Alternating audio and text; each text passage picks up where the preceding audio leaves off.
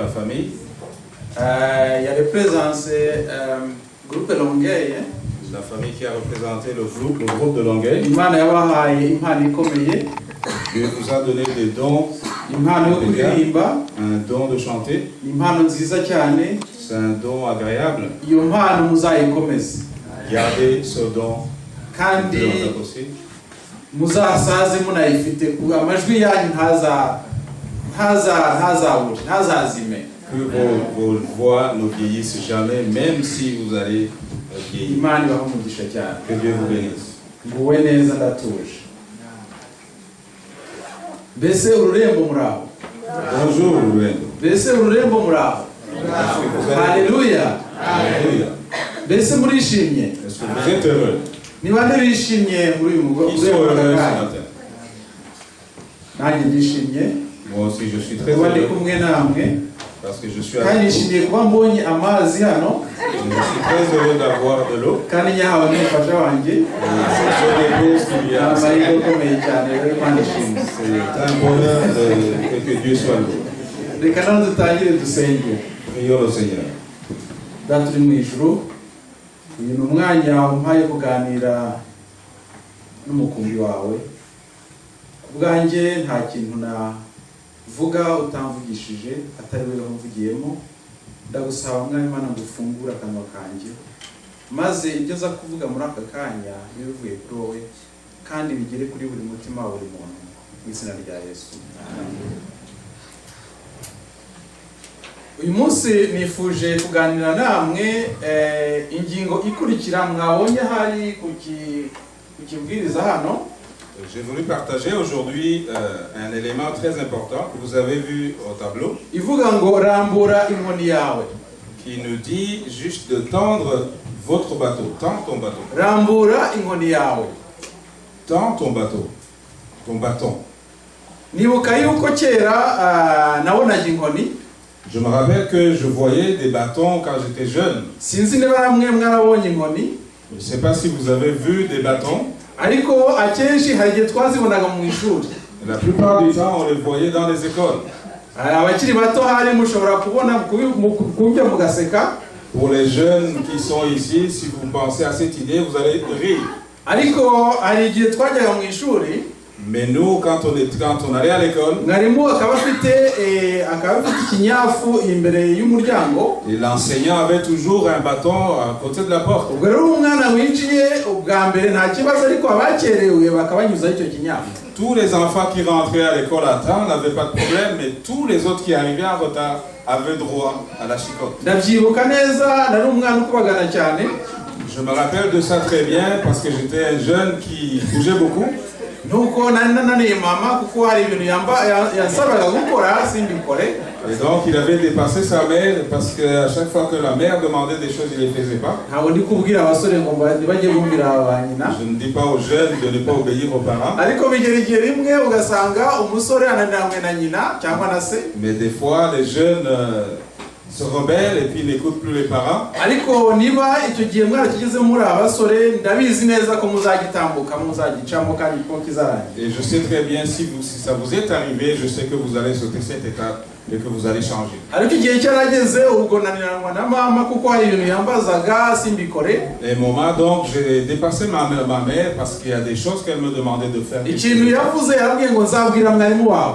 Et elle m'a dit, je dirai à ton enseignant. Nzabwira mwarimu wawe ibyo wakoze. Je dirai à ton enseignant ce que tu as fait. Icyo gihe natinyaga mwarimu rero kurusha mama. Et donc j'avais peur de l'enseignant plus que ma mère. Sinzi niba hari benshi batinyaga abarimu kurusha ba nyina, ariko icyo gihe twatinyaga abarimu kurusha ababyeyi. Je sais pas si ça vous est arrivé aussi, mais beaucoup avaient peur des enseignants que d'avoir peur de leurs parents. Noneho uwo mwarimu nibuka yuko yanyihereranye. Je me rappelle que cet enseignant s'est approché de moi. Noneho ubwo anyuzaho ikinyafu gikomeye cyane. Et puis il m'a bastonné très bien. Ntabwo nshobora kubyibagirwa. Donc je ne peux pas l'oublier. Ariko ndababwira yuko imivugire yanjye na mama yahindutse uwo munsi. Mais je peux vous dire que le langage que je tenais devant ma mère a changé. Uko icyo gihe yaravugaga ati nzabwira mwarimu noneho ngakora ibyo ashaka Et à kumubwira. chaque fois qu'elle me demandait des choses que je ne voulais pas faire, elle disait, je dirai à ton enseignant. Uyu munsi ndababwira umugabo muri Bibiliya wakoresheje inkoni. Aujourd'hui, je vais vous dire un homme de la Bible qui a utilisé aussi le bâton. Iyo nkoni kandi yari inkoni yarakunze gukoresha ari umushumba. C'est un bâton qu'il utilisait comme berger. Ni ukuvuga ko yavuganaga n'inka ze akoresheje inkoni. Donc il parlait avec ses brebis, ses vaches, en utilisant son bâton. Muzi ko abashumba akenshi kugira ngo bavugane n'inyamaswa bayoboye akenshi hari igihe bazivugisha bakavuga amagambo. Et vous savez que des fois, les bergers utilisent des paroles pour parler à leurs animaux. Ariko hari igihe nyuma iyo zitanye akoresha inkoni kugira ngo zigaruke. Et lorsque le bétail ne comprend plus, il utilise son bâton pour les faire revenir. Hari igihe usanga rero hari abashumba barakara bakazikubita cyane. Il y a beaucoup de bergers qui frappent fort leurs animaux. Ugasanga igose iyo inka cyangwa iyo hene cyangwa iryo tungo ribabaye cyane. Et on se rend compte des fois, ça fait vraiment très mal à l'animal.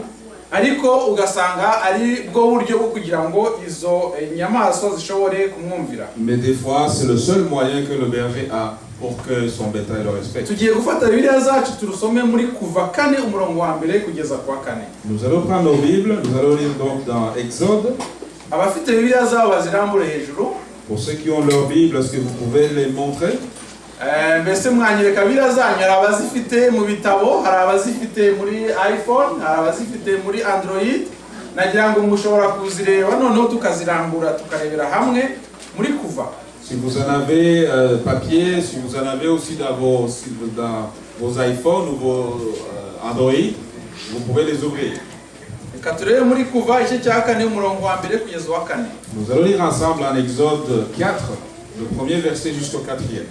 Ku murongo wa mbere bavuga ngo Mose arayisubiza ati ariko ntibazanyemerera ntibazanyumvira kuko bambwira bati Uwiteka ntiyakubonekeye. Le premier verset dit, Moïse répondit et dit, voici, ils ne me croiront point. Ils ne m'écouteront point ma voix, mais ils diront, l'Éternel ne t'est point envoyé. Uwiteka aramubaza ati icyo ufite mu ntoki ni igiki? Et le Seigneur, l'Éternel, lui demande, qu'y a-t-il dans ta main? Aramusubiza ati ni inkoni. Et il répondit, une verge. Aramubwira ati yijugunye hasi.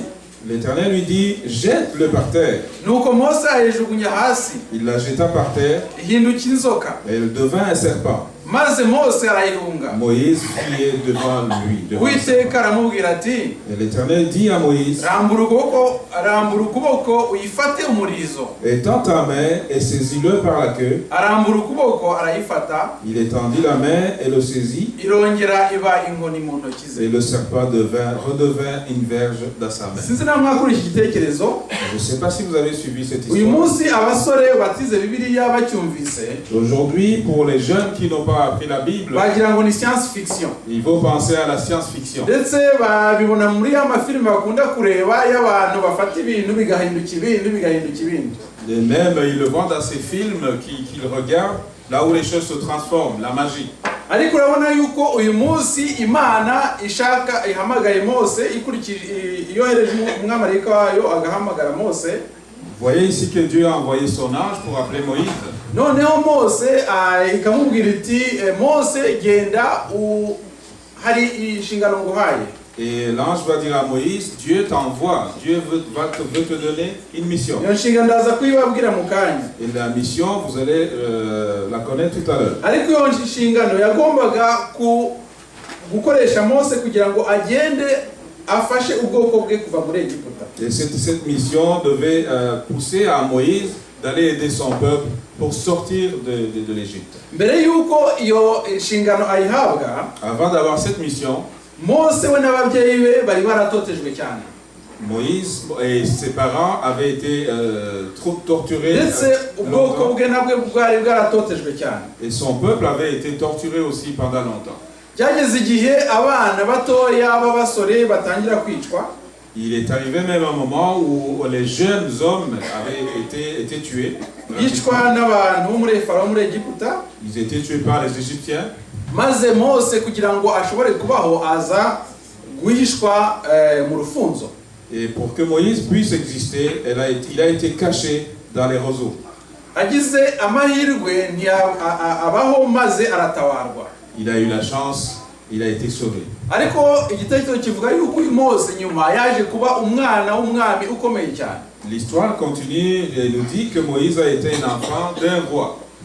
Kuko yatoragiwe n'umukobwa wa Farao. Parce qu'il a été ramassé par la fille de Pharaon.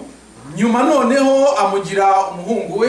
Et puis finalement, Pharaon l'a adopté. Nuko aba igikomangoma cy'umwami. Et il a été un prince du roi. Mose rero abaye umutware. Voilà Moïse qui devient un chef. Uyu Mose rero nyuma yaho agiye kumutware abona umuntu ari kwicwa.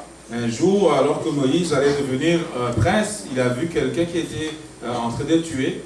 Cyangwa se gukubitwa. Et quelqu'un qui était frappé. Noneho abona sanga ari mwene wabo uri gukubitwa. Et il a vu que c'était un juif qui était fouetté. Mose rero aba aramutabaye. Et Moïse s'est fâché, il a sauvé son frère. Uyu mukutabara yica umunyegiputa. Et en essayant d'aider son frère, il a tué l'Égyptien. Bamaze kumenya ko yamwishe. Quand ils ont su qu'il l'avait tué, uyu mugabo Mose arahunga. Moïse a fui. Noneho mu guhunga kwe, dans sa fuite, agera ku muntu wamucumbikiye. Il est arrivé chez quelqu'un qui l'a hébergé. Kugeza igihe noneho amugize umushumba w'amatungo ye. Et il l'a transformé en berger de son bétail. Ni muri iyo contexte Mose yahuye n'umwamarayika amusanga ari umushumba. C'est dans ce contexte que l'ange lui est apparu et il l'a trouvé comme un berger. Noneho asanze ari umushumba mu inshingano yo gusubira ahantu yahunze. Et quand l'ange lui a parlé, lui a dit, retourne d'où tu viens. Ahantu wahunze bashobora kukwica. Donc on lui demande de retourner dans la même situation là où on pouvait le tuer. None ujye kuvugana n'umuntu washaka kukwica. Et là tu vas parler à cette personne qui voulait te tuer. Uwo muntu ntabwo ari umuntu usanzwe. Cette personne n'est pas une personne simple. Yari umwami w'Egiputa. C'était le roi de l'Égypte. Murabona impamvu rero Mose yashidikanyije cyane kugira ngo asubire muri Egiputa ajye kuvugana n'umwami Farao. Et vous voyez pourquoi Moïse a vraiment résisté pour retourner en Égypte parler au roi. Si nous lisons dans Exode 3 verset 17, nous y trouvons les paroles qui disent: Imana ibwira Mose iti ndavuga nti nzabakura mu mubabaro wo muri Egiputa bajyane mu gihugu cy'Abanyakanani n'Abaheti n'Abamoni n'Abaferezi n'Abahivi n'Abayebusi igihugu cy'amata n'ubuki. Et j'ai dit: je vous ferai monter de l'Égypte où vous souffrez, dans le pays des Cananéens, des Hétiens, des Amoréens, des Phéréziens, des Héviens et des Jébusiens, dans un pays où coule le lait et le miel. Pour Moïse, c'était quelque chose d'intéressant. Même tout le monde peut trouver ça très intéressant. Vous imaginez une personne qui a eu des problèmes, qui a fui son pays.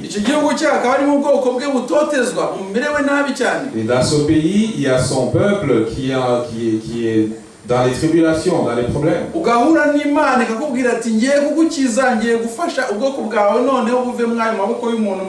Et là, vous rencontrez le Seigneur qui vous dit: je vais vous aider, je vais vous protéger. Mais Moïse a douté.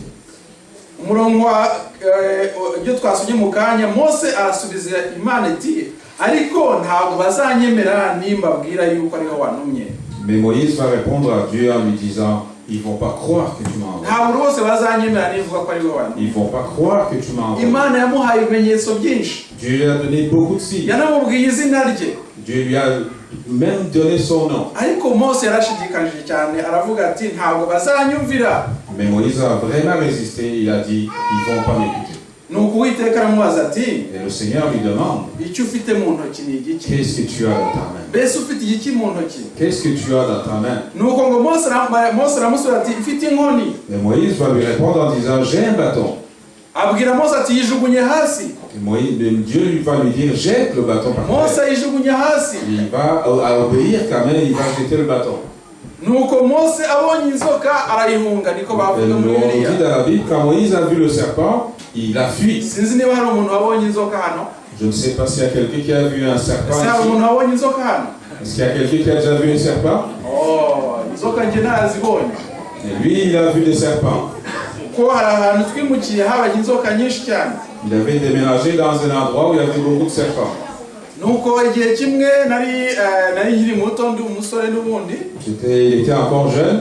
Hanyuma hari igare rya muzehe nagiye gufata kugira ngo ndinyonge. Et donc il est allé prendre le vélo de son père. Ko ryabaga mu cyumba kimwe cy'inzu.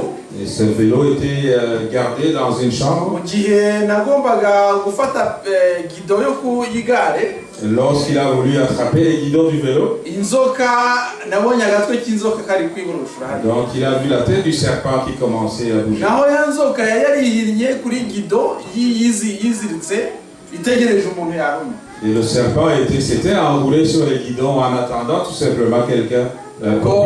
Réflexe nagize kwa gutabaza. Et le réflexe était de crier. Nababwira ko nta muntu wafashe wagize courage yo kwifata umurizo. Et je peux vous dire que personne n'a eu le courage pour attraper ce serpent. Kuko yufashe inzoka umurizo nirakuruma sibyo. Parce que si vous attrapez la queue du serpent, il va vous mordre. Réflexe yo kwica inzoka n'uguyikubita agatwe cyangwa se kwifata ukajya kwita. La meilleure façon de tuer le serpent, c'est de frapper sur la tête.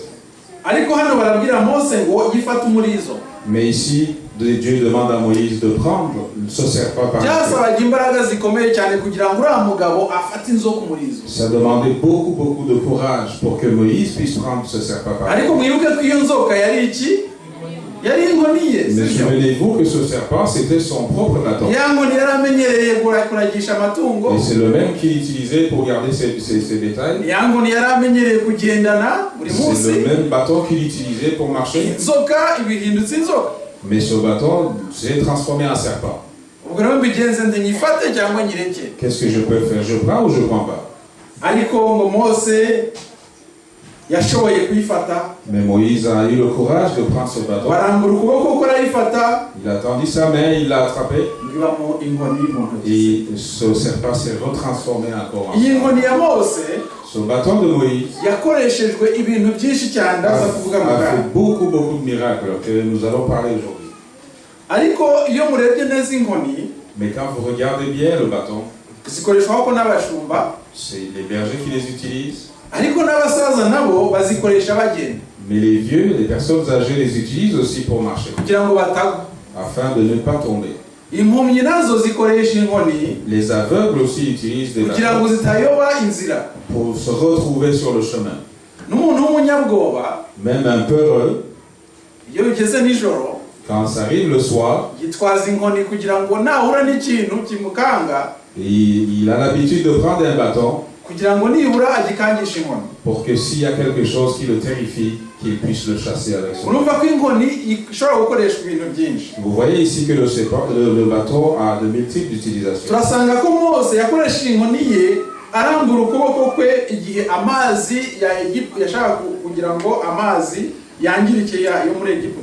Nous allons nous rendre compte que Moïse a utilisé le même bâton pour faire un miracle qui a transformé l'eau de l'Égypte en eau boueuse.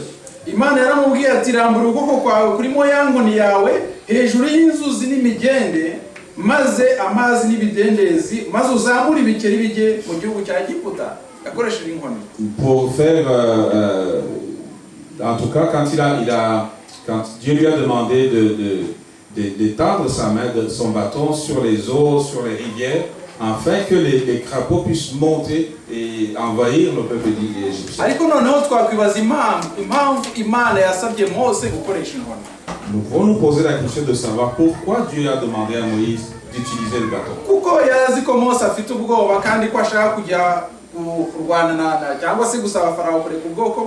Dieu savait que Moïse avait peur d'affronter le peuple d'Israël d'Égypte.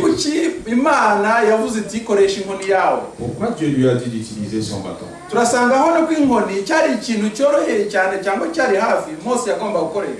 Nous allons nous rendre compte que la chose la plus proche que Moïse avait, c'était le bâton.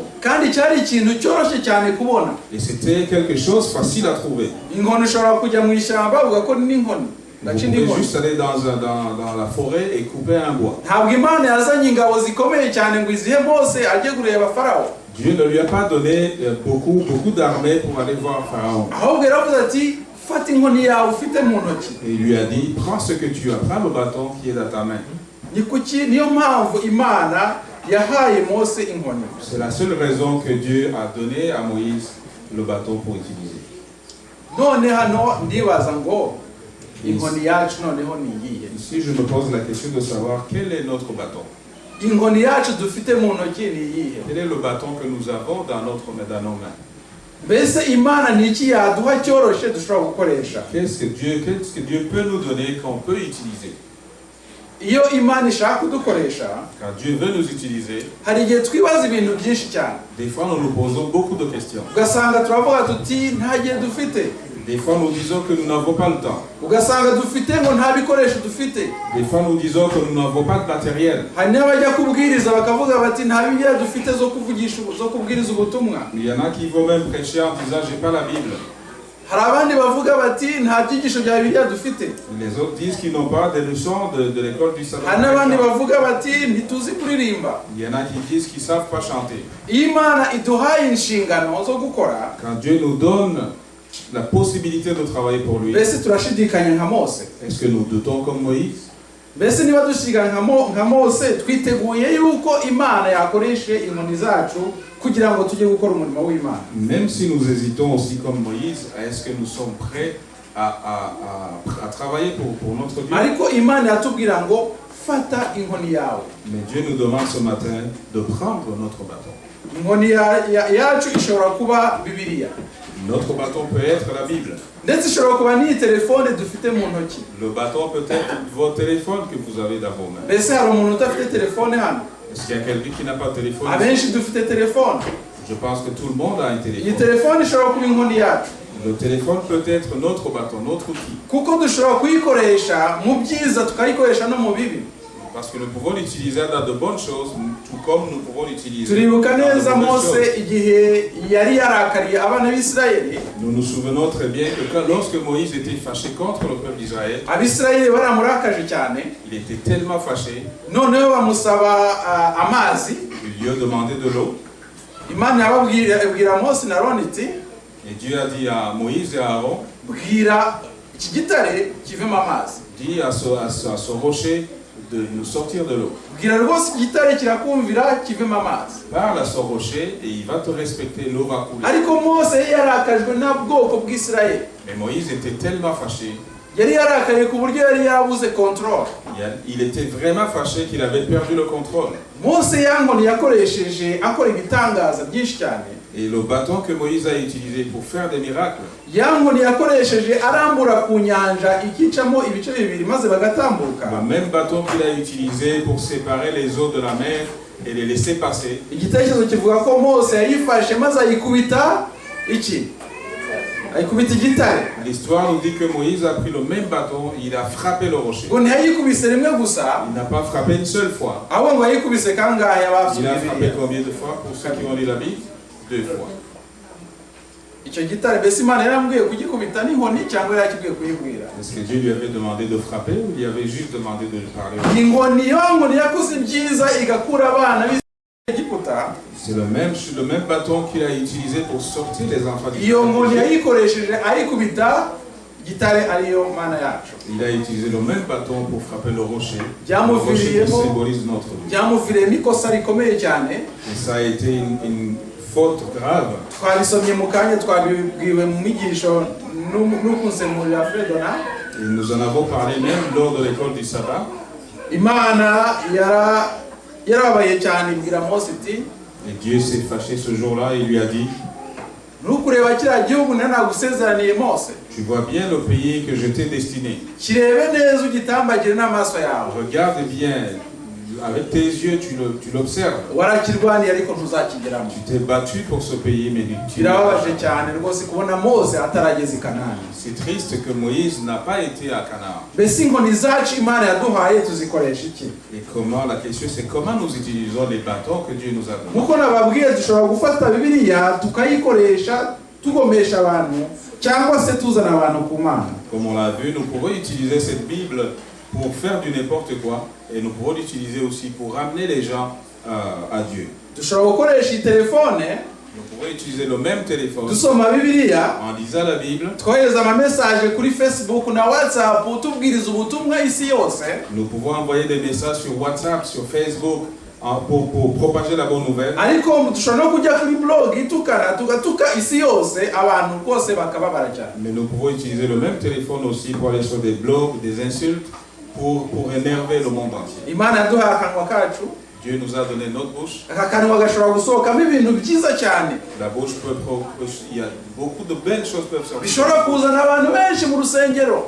Ces belles choses qui peuvent amener beaucoup de gens à l'église. Bakavuga bati oh ngiye kureba kana kavuga neza. Et les gens peuvent dire je vais voir telle personne parce qu'il parle très bien. Ariko aka kanwa kacu nako, mais la même bouche, dushobora kugakoresha nous pouvons l'utiliser twirukana abantu mu rusengero, en chassant beaucoup de gens de nos églises. twirukana abantu ahantu dutuye. Nous pouvons chasser beaucoup de gens qui habitent tout près de nous. Murazi ko akanwa gashobora guteza intambara.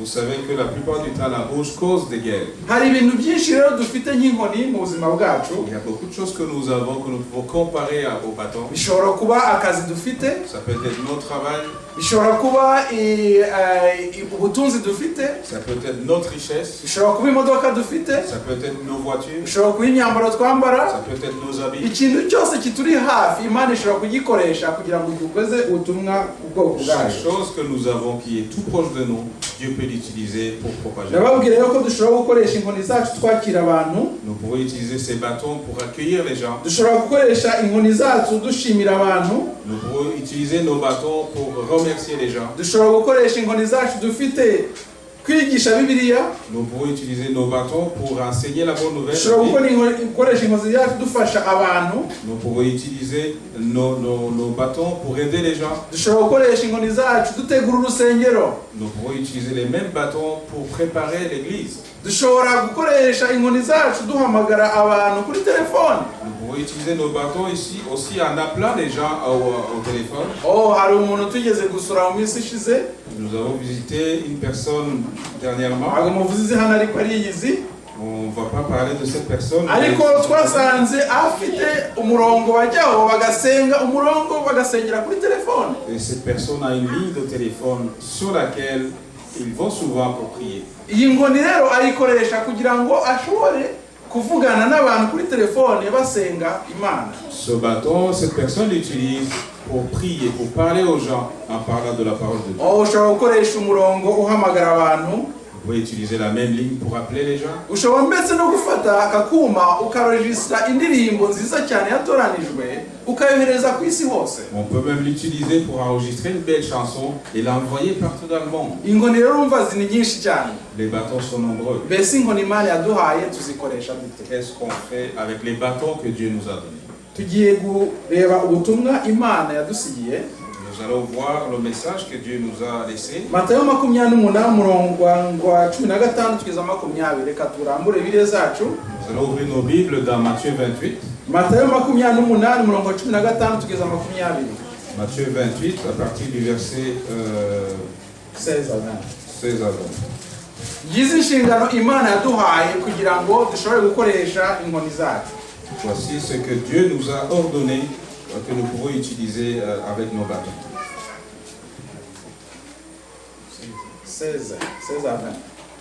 Donc c'est verset 16 jusqu'à 20. Nuko abigishwa 11 bajya i Galilaya ku musozi Yesu yabategetse, bamubonye baramupfukamira, ariko bamwe barashidikanya. Nuko Yesu arabegera avugana bati, nahawe ubutware bwose bwo mu ijuru no mu isi. Nuko mugende muhindura abantu mu mahanga yose abigishwa, mubabatiza mu izina rya Data wa twese n'Umwana n'Umwuka wera, mubigisha kwitondera ibyo nababwiye byose, kandi dore ndi kumwe namwe mu isi yose kugeza ku mperuka y'isi. Amen. Amen. Nous allons lire ensemble en français. Les 11 disciples allèrent en Galilée sur la montagne que Jésus leur avait désignée. Quand ils le virent, ils se prosternèrent devant lui, mais quelques-uns eurent des doutes. Jésus s'étant approché, leur parlant ainsi, « Tout pouvoir m'a été donné dans le ciel et sur la terre. » Le verset 19, « Allez, faites de toutes les nations des disciples, les baptisant au nom du Père, du Fils et du Saint-Esprit. Et enseignez-leur à observer tout ce que je vous ai prescrit. Et voici, je suis avec vous tous les jours jusqu'à la fin du monde. » Amen. Inshingano ya mbere y'umukristo La première responsabilité d'un chrétien, ni ukugenda. c'est de marcher, ni d'aller. ukugenda Il faut aller. noneho ugahindura abantu mu mahanga yose abigishwa. Et il faut transformer, changer beaucoup de gens de l'extérieur en disciples. Tubabatiza mu izina rya Data wa twese n'Umwana n'Umwuka wera. En les baptisant au nom du Père et du Fils et du Saint-Esprit. Twamara kubabatiza tukabigisha kwitondera ibyo Yesu yatubwiye byose. Et après le baptême, nous allons leur enseigner ce que Jésus nous a appris. Ariko noneho Yesu aratubwira ati ndi kumwe namwe iminsi yose kugeza ku mperuka y'isi. Et Jésus nous dit, je serai avec vous jusqu'à la fin des temps. Ntabwo twavuga rero kutabishoboye. Nous ne pouvons pas dire que nous ne sommes pas capables. Ntabwo twavuga nka Mose wavuze ati simbishoboye akagira ubwoba. Nous ne pouvons pas dire comme Moïse qui a eu peur et qui n'a pas voulu. Ariko turamutse tuvuze kutabishoboye, Mais même si nous disons que nous ne sommes pas capables, Imana iratubwira ati ni iki mufite mu ntoki zanyu. Dieu nous demande aujourd'hui qu'est-ce que nous avons dans Ni nos mains. ukuvuga yuko icyo kintu kiba gihari nta muntu utagifite. Ça veut dire tout simplement que cette chose est là, tout le monde là. Ni iki dufite mu ntoki zacu. Qu'est-ce que nous avons dans nos mains? Kuko icyo dufite mu ntoki zacu Imana ishobora kugikoresha tugahindura isi. Tout simplement parce que tout ce que nous avons dans nos mains, Dieu peut l'utiliser pour transformer le monde. Yifuza yuko turirimba indirimbo hamwe, turirimbira hamwe indirimbo. J'aimerais que nous puissions chanter ensemble un chant. Ni indirimbo y'163. C'est le chant qui se trouve au numéro 163. Indirimbo nkunda cyane. Indirimbo y'163 turayirimbira hamwe. C'est le chant 163, nous allons le chanter ensemble. Mu Cyongereza avuga ngo The voice of Jesus is calling. Cyangwa se Yesu arahamagara ati. Ça veut dire tout simplement Jésus appelle. Hano turasangamo amagambo akomeye cyane atubwira kugenda tugahindura abantu. Ici nous allons y trouver beaucoup de mots très importants qui nous disent d'aller voir les gens. Icyo cyambere kiravuga ngo Yesu arahamagara ati ninde unkorera none. Le premier couplet dit Jésus demande qui va travailler pour moi aujourd'hui. Isarura ryageze ninde uri busarure. Le temps de la récolte est là. Maintenant qui va m'aider à récolter? Umva uko duhamagara kandi azagororera. Écoute comment il nous appelle et il va nous récompenser. Umusubiza wese ati ndi hano mwami ntuma. Il va récompenser chaque personne qui lui dira Seigneur, je suis là, envoie-moi. Umuntu wese uti ndi hano mwami ntuma azamusubiza. Chaque personne qui dira Seigneur, je suis là, utilise-moi. Yesara amagarati nindungorera none isarura rirageze ninduri usarure umvukwa duhamagara kandaza gororera umusubiza wese umusubiza wese ati ndi hano mwamintuma. Icyo icyambere cya kabiri kiravuga ngo nutabasha kujya kure. Le deuxième couplet dit même si tu n'es pas capable d'aller très Ngo loin wambuke n'inyanja. et même traverser des mers. Oh, hari abapasitoro basaba amabije n'amabije y'amamiliyoni kugira ngo bambuke inyanja bari kubwiriza ubutumwa. Il y a beaucoup de pasteurs qui demandent beaucoup de budget pour traverser les mers, pour aller prêcher. Ariko niba udafite iyo budget, Même si tu n'as pas ce budget, aravuga ngo nutabasha kujya kure. le couplet dit même celui qui ne peut pas aller très Ngo loin, wambuke n'inyanja. même pour pouvoir traverser les mers. Nino hari abapagani Même ici, il y a des gens qui sont perdus wagarurira Yesu. que tu peux ramener à Jésus. Ese hano muri Quebec dufite abantu twagarurira Yesu. Est-ce qu'au Québec, il y a beaucoup de gens qui veulent Mbese barahari? Dieu? Hari abantu bicwa n'ibiyobyabwenge. Beaucoup de gens maintenant meurent à cause des stupéfiants. Hari abantu benshi ugiye muri hospital bari muri traitement psychiatrique cyangwa bareba abavuzi kugira ngo bavure imitwe. Il y a beaucoup de gens qui sont dans des centres de psychiatrie parce qu'ils ont des problèmes mentaux. Ariko baravuga ngo nino hari abapagani wagarurira Yesu. Même ici, il y a des pécheurs que tu peux ramener à Jésus. Ngo nutabasha gushyanuka, Si tu n'es pas éloquent, ntabwo ari buri muntu wese wenda waza hano imbere ngo abwirize. c'est pas tout le monde qui est capable de venir ici devant pour prêcher. Birumvikana ntabwo umuntu wese afite gushyanuka. Tout le monde n'a pas ce don de parler. Ngo wigishe nka Pawulo. Si tu peux pas enseigner comme Paul, Ariko ngo wakogeza iby'urukundo mais tu peux propager l'amour by'umukiza wabambwe. de Mbese Jésus-Christ. urukundo rwogeza n'uruhe? Quel est l'amour que tu propages? mbese iyo uhuye n'umuntu abona urukundo? Est-ce que quand tu croises quelqu'un, il voit en toi l'amour de Jésus? mbese umuntu abona urukundo iyo mpuye nawe? Est-ce que quelqu'un voit l'amour en moi quand je le croise? mwari mubizi ko abadiyakoni bahagarara hari inyuma? Vous le savez très bien que les diacres se tiennent là derrière. hari ushobora kwirukana abantu cyangwa hari ushobora kuzana abantu benshi.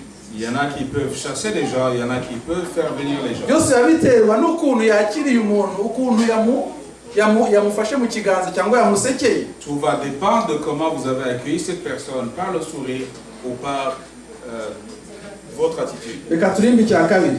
Nous allons chanter le deuxième couplet.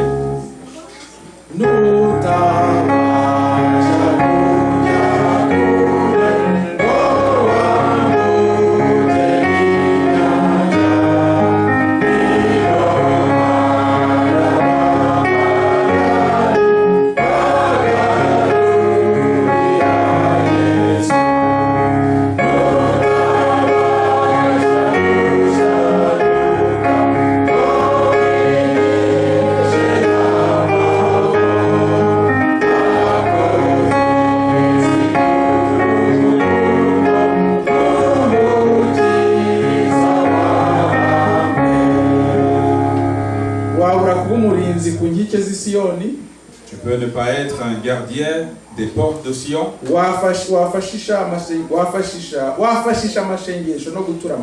Tu peux même tout simplement utiliser la prière et donner des dons. Est-ce que vous savez que les offrandes qu'on donne peuvent faire l'œuvre de Dieu partout dans le monde.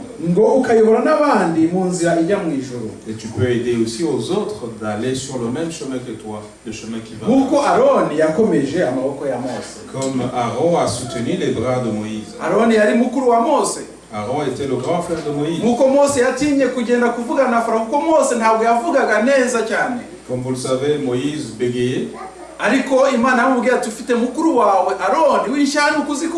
Mais Dieu lui a dit, ton frère Aaron parle mieux que toi. Il peut t'aider, il peut parler à ta place. Même si tu ne parles pas, c'est toi que je parle. Mais si tu ne parles pas comme il faut, Dieu peut t'utiliser.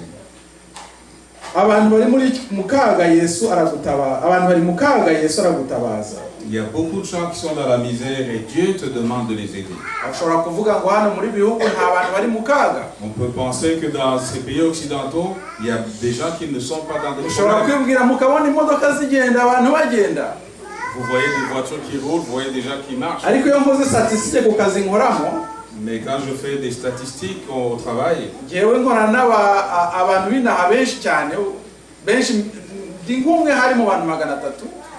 il travaille avec beaucoup de gens d'ici, d'environ 300 personnes. Et vous vous retrouvez peut-être étranger seul. À ce moment-là,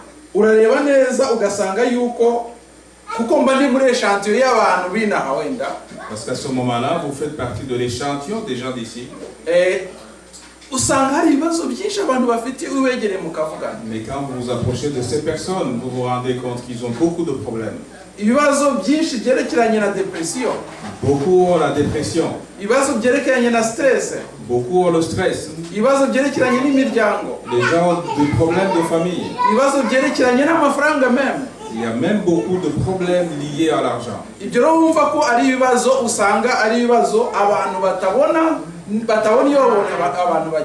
Tout ça, c'est des choses et des problèmes que vous ne voyez pas quand vous voyez les gens passer. Beaucoup de gens sont dans la misère et Dieu te demande de faire quelque chose. Ne dites jamais, je ne peux rien faire. Réjouis-toi de travailler pour lui. Et répondez rapidement, je suis là, Seigneur. Nous allons chanter le 4e couplet.